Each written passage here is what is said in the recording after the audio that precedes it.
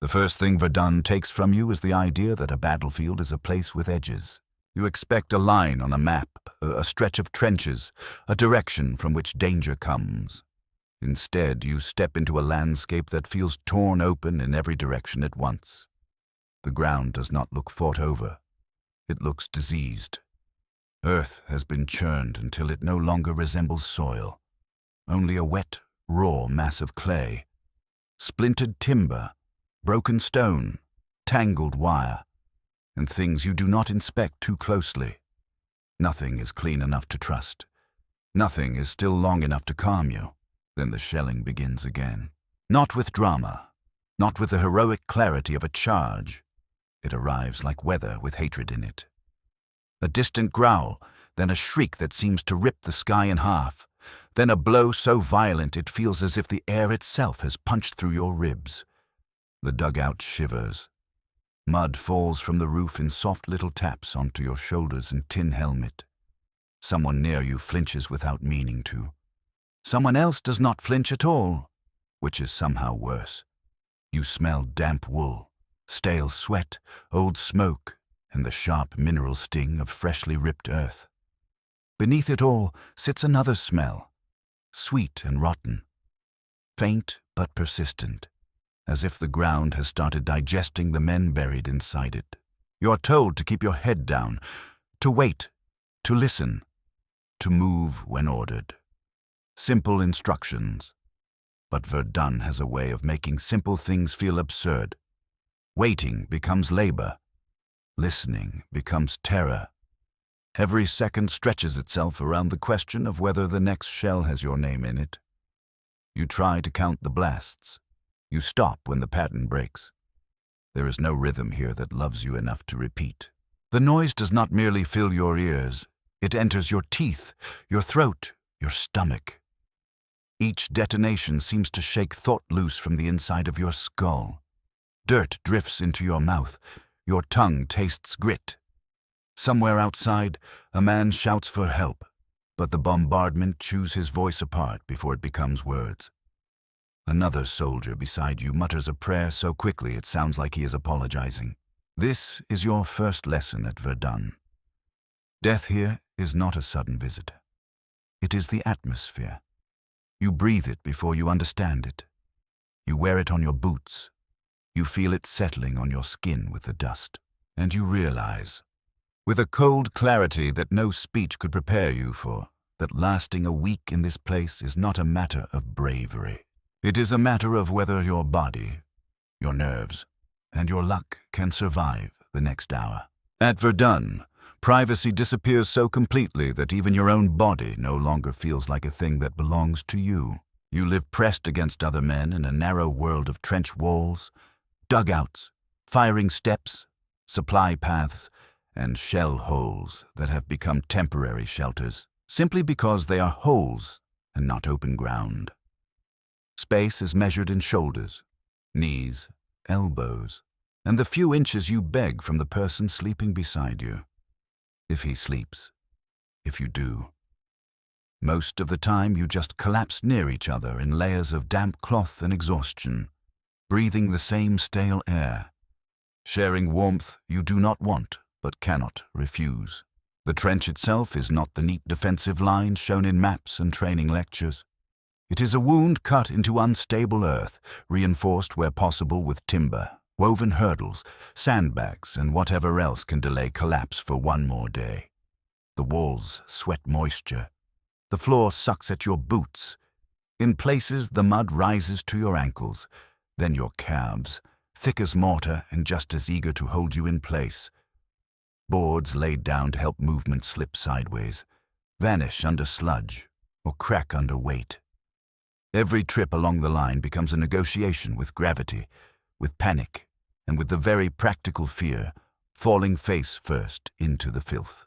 That filth is not abstract. It is everywhere because there is no clean route left for human needs. Men urinate where they can. Faces collect in latrine pits when the pits still exist, or in hurried corners when shellfire makes proper routine impossible. Food scraps rot in bags and crevices.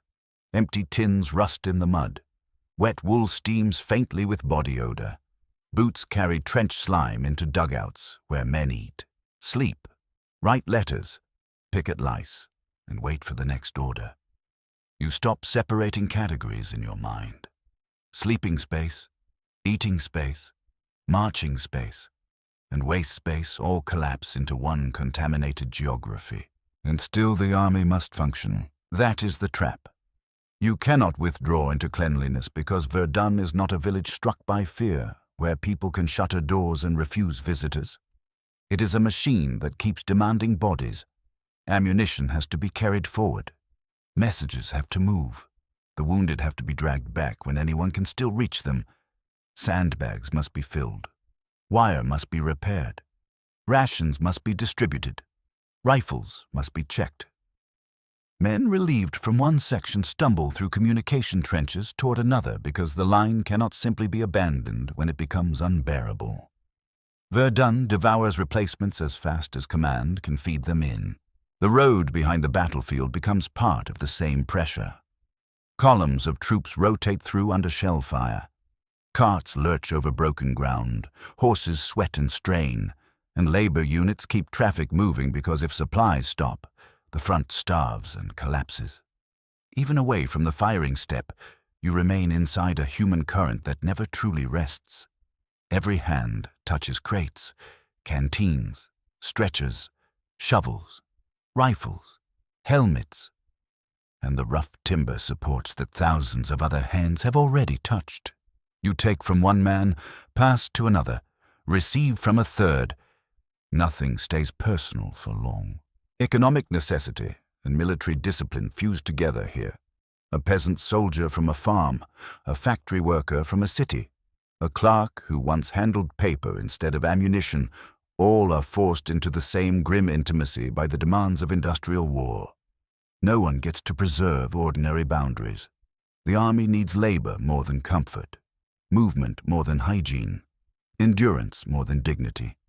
Even when fear tells you to stay buried, orders push you into the open because someone has to carry the shells, repair the trench wall, or bring back the wounded man groaning in the mud. So you keep touching what disgusts you. You keep standing close to men whose coughing, bleeding, trembling bodies remind you too clearly of your own. You keep moving through a place where the earth, the tools, the walls, and the air all seem handled by too many desperate hands.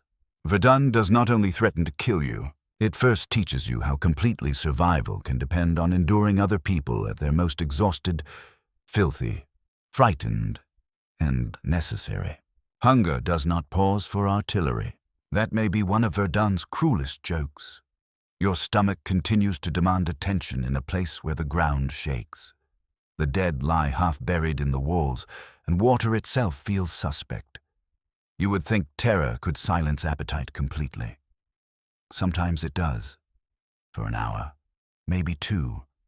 Then the body returns with its vulgar little insistence. Eat, drink, swallow something, keep moving, keep standing, keep firing. The front does not care whether the food disgusts you. It only cares whether you can still function after consuming it. What reaches you as a meal is rarely warm and almost never comforting. Bread turns stale quickly in damp air, then softens again in strange ways after sitting in wet bags and muddy hands. You tear at it with gritty fingers and taste flour, sourness, and trench dirt all at once. Biscuits can be so hard they feel less like food than building material. Tinned meat arrives coated in grease that clings to your mouth, sometimes metallic, sometimes rancid, sometimes merely cold enough to seem lifeless.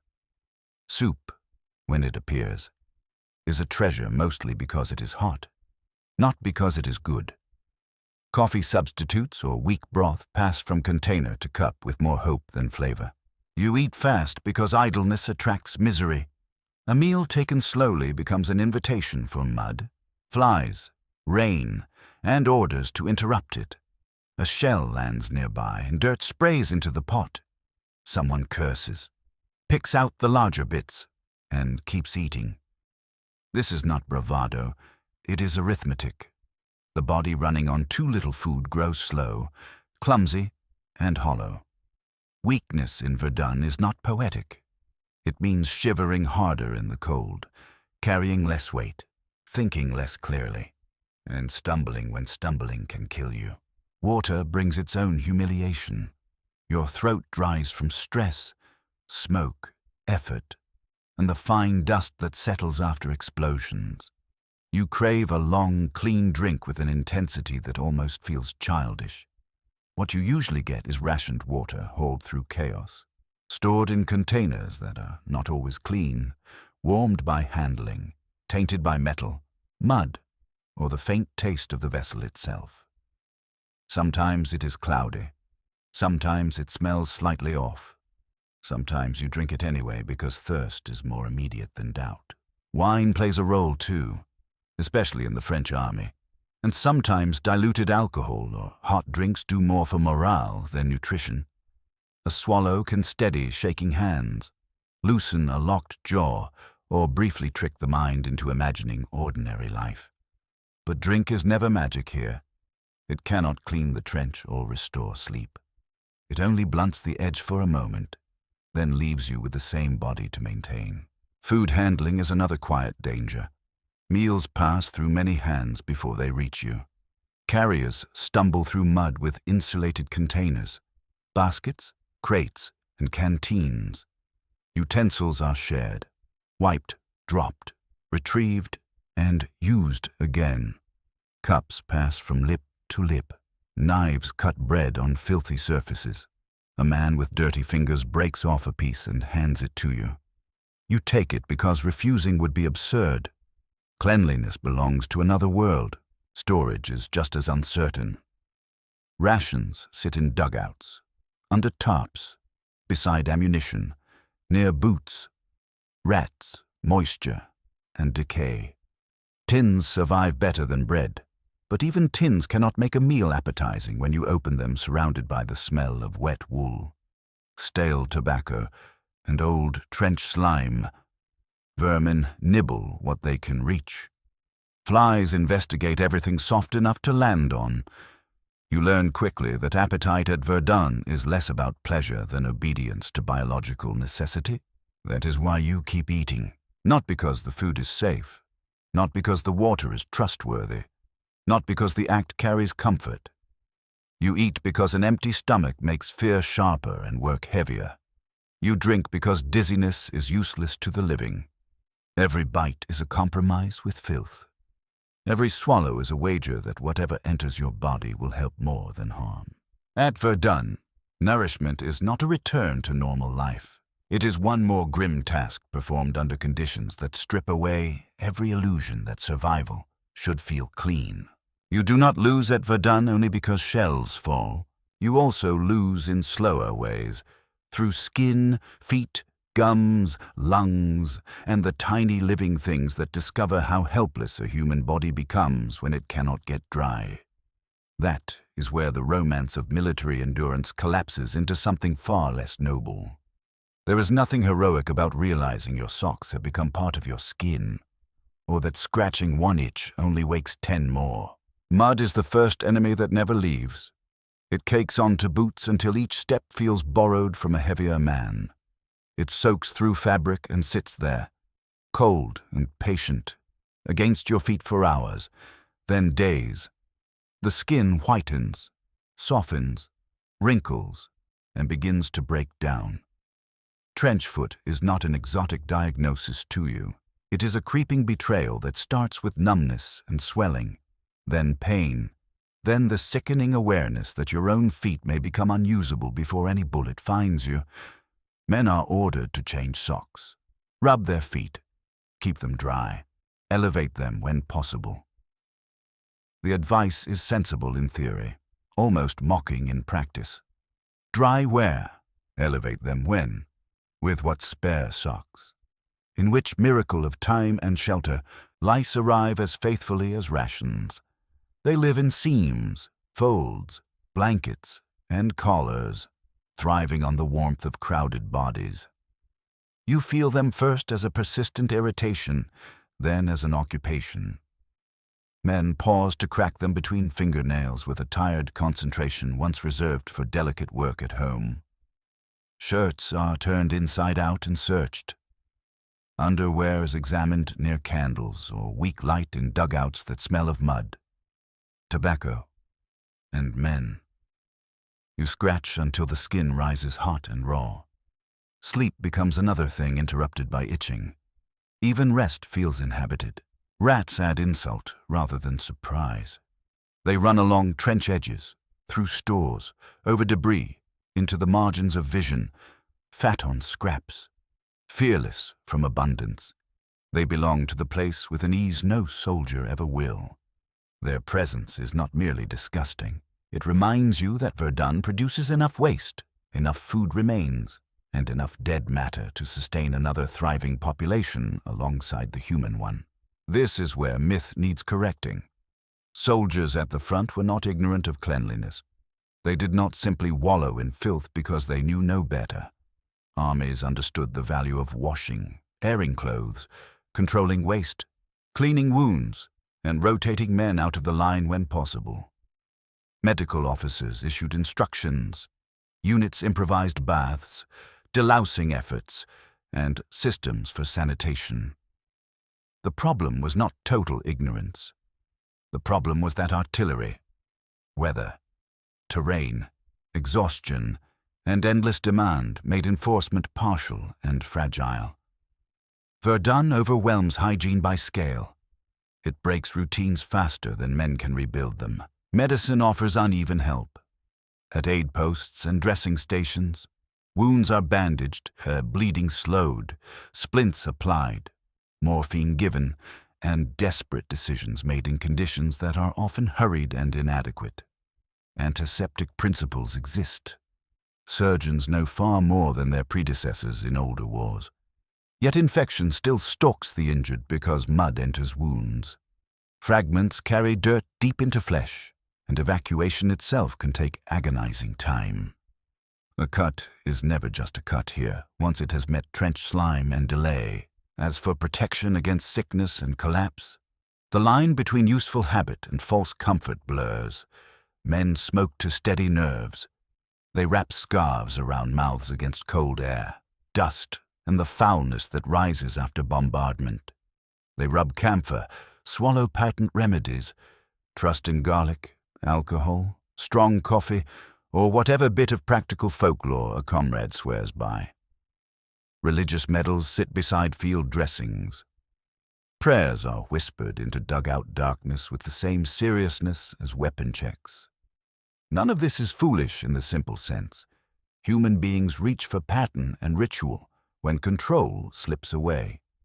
A charm in the pocket and a muttered prayer can offer the mind a structure the battlefield refuses to provide. Still, the body remains brutally literal. It needs dryness, calories, sleep, clean dressing changes, warmth, and relief from constant stress. These are the very things Verdun withholds most reliably. So men invent routines to simulate control. Shake out the blanket, check the feet, boil water if you can, scrape mud from the boot, scratch less, endure more, repeat. And that is the bitter logic of daily survival here. You are not protected by a grand system of care. You're held together by fragments of discipline, scraps of medicine, and little rituals performed in a place designed to rot all three. Verdun kills you first by making death ordinary, not acceptable, not easier, just ordinary in the sense that it stops asking permission before entering thought. You no longer imagine a battlefield as a place where danger strikes at dramatic moments. At Verdun, danger is the condition under which every ordinary action happens. You stand in it, eat in it, sleep in it, relieve yourself in it, carry ammunition through it, and wait inside it until the waiting itself becomes another injury. The main force is artillery. That is the simplest truth and the hardest to emotionally absorb. Shellfire does not merely wound men. It remakes the landscape faster than men can understand it. A trench that sheltered you at dawn can be half erased by noon. A communication line disappears under collapsed earth. A dugout becomes a grave. Barbed wire vanishes under mud and debris. Not because it has been removed, but because the ground has swallowed the distinction between obstacle and terrain. The shell does not need to hit your body directly to destroy you. It can bury you, stun you, concuss you, blind you with dirt, or leave you trapped under timber and clay while others scream and claw nearby. Shrapnel gives the battlefield its cruel arithmetic. Metal does not care about rank, courage, youth, or prayer. It slices through soft tissue, breaks bone, tears faces apart, opens bellies, mangles hands, and punches filthy fragments of uniform and soil deep into wounds. A man who looks untouched at first glance may suddenly fold over with blood soaking through wool, where a tiny jagged piece has entered somewhere vital.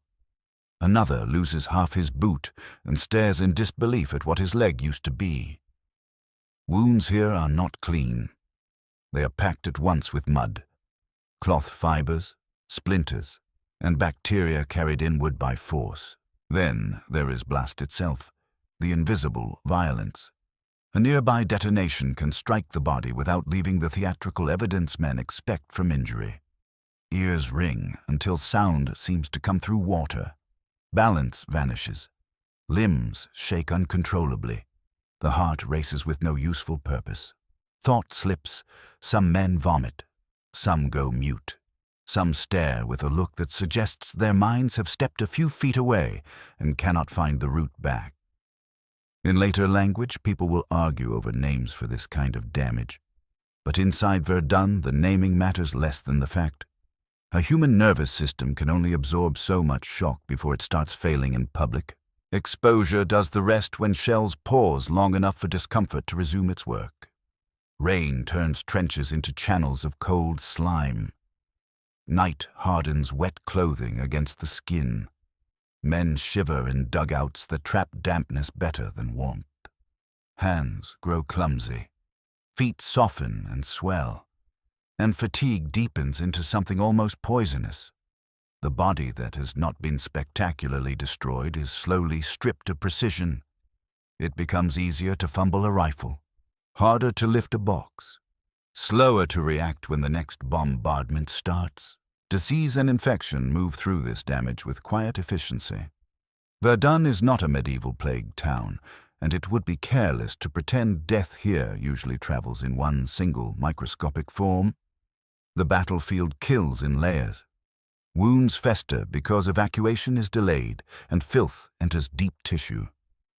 Dysentery and intestinal misery can spread through poor sanitation, contaminated food handling, and the impossible challenge of keeping water and waste fully separate in a shattered environment. Respiratory illnesses thrive among exhausted men crowded in wet shelters. Fever can take hold in bodies already weakened by hunger, lice, cold, and fear. A soldier does not need one grand fatal event. He can be reduced by accumulation. Corpses alter the entire atmosphere. Some are recovered quickly. Many are not. Bodies lie in shell holes, under collapsed parapets, half visible in churned earth, or buried shallow by explosions that uncover them again days later. The smell arrives in intervals depending on weather and recent shelling, a heavy, sweet rot mixed with powder smoke, mud, human waste, and the sourness of unwashed wool. You learn not to look too long, but sight does not fully obey. A hand protruding from clay, a boot with no visible owner, a face blurred by rain and dirt until it resembles the ground that is absorbing it. Death ceases to be a discrete event and becomes part of the landscape men walk across. This changes behavior. You move differently when every wall may contain remains and every crater may hide a body or an unexploded shell. You touch the earth more carefully. You dig with suspicion. You receive a blanket or a coat and cannot help wondering whose it was before it reached you. Clothing, equipment, bedding, and trench debris circulate through many hands, and with them come lice, dirt, bodily fluids. and the intimate residue of men who may already be gone. Not every transfer means infection in a narrow medical sense, but every transfer carries the psychological fact of contamination. And still, the deepest terror may be speed. One moment, a man is complaining about the cold, cursing the coffee, rubbing circulation back into his fingers. The next moment, he is gone, broken by a blast so sudden that your mind refuses the transition. Verdun offers very little ceremony between living and dying. It leaves no time for noble speeches. A shell lands, and a whole conversation is erased. Another lands, and the stretcher-bearers become casualties too. Even survival can feel arbitrary enough to insult reason. That is how Verdun kills. Through impact, fragments, collapse, exposure, infection, exhaustion, and shock. Through the body's limits and the mind's limits. Through the simple industrial fact that enough steel delivered often enough will eventually find flesh. You do not last a week here because courage fails. You fail because Verdun is built to discover how many different ways a human being can be broken, and then test several of them before breakfast. After enough days at Verdun, fear stops behaving like panic and starts behaving like climate. It settles into everything. Not always loudly, not always with trembling hands and wide eyes. Sometimes it arrives as numbness so complete that you begin to mistake it for strength. A man who no longer startles at shell fire may look hardened from the outside. From the inside, he may simply be emptied out, running on habit because feeling each blast properly would make continued movement impossible. That is one of Verdun's quieter cruelties. It does not only threaten your life, it alters the shape of your inner world. Memory becomes unreliable in the simplest ways. Hours blur. Days lose edges. You struggle to recall whether you ate this morning or yesterday, whether the man beside you has been there 3 days or 3 minutes, whether the distant booming has paused at all or only changed direction. Exhaustion and bombardment flatten time until existence shrinks to immediate tasks. Lift this crate. Pass this message. Keep your head down. Stay awake. Try not to think too far ahead because the future has become an arrogant thing to assume.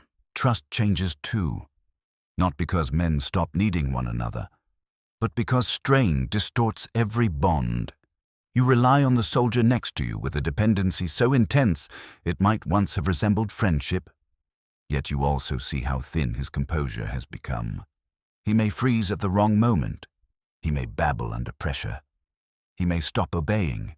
He may die and leave you carrying his share of the load before you have emotionally registered his absence. You do not judge him as harshly as you would in peaceful life. Verdun educates you in fragility. Still, the knowledge sits there. Everyone is necessary. Everyone is breakable. Men vanish in ways that feel insultingly abrupt. A transfer order, a stretcher, a burial detail, a direct hit, a wandering shell, a collapse of nerve that sends someone rearward under medical watch. One face disappears, then another, and the line closes over the gap with new arrivals who still carry traces of the world beyond the front. Their uniforms sit differently. Their speech has not yet flattened into trench monotony. They look around too much. You recognize the expression because once it belonged to you. And beyond the trench itself stand the invisible populations that keep paying for this battle.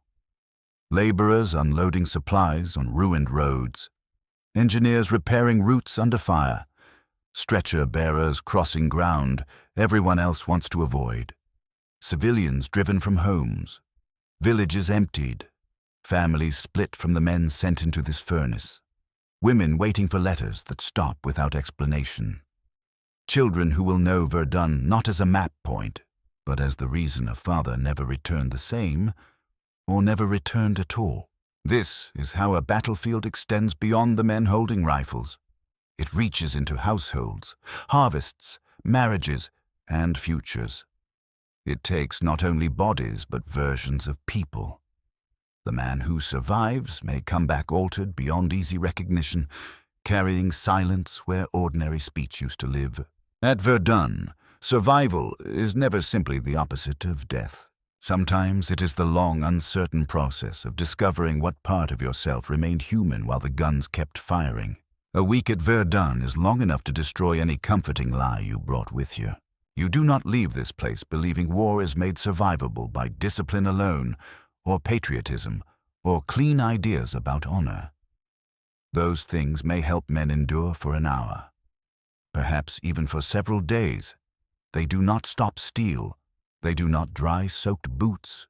They do not quiet the nervous system after relentless bombardment. They do not restore the dead to the trench wall where they stood a moment ago speaking like ordinary people. Verdun teaches a harder lesson.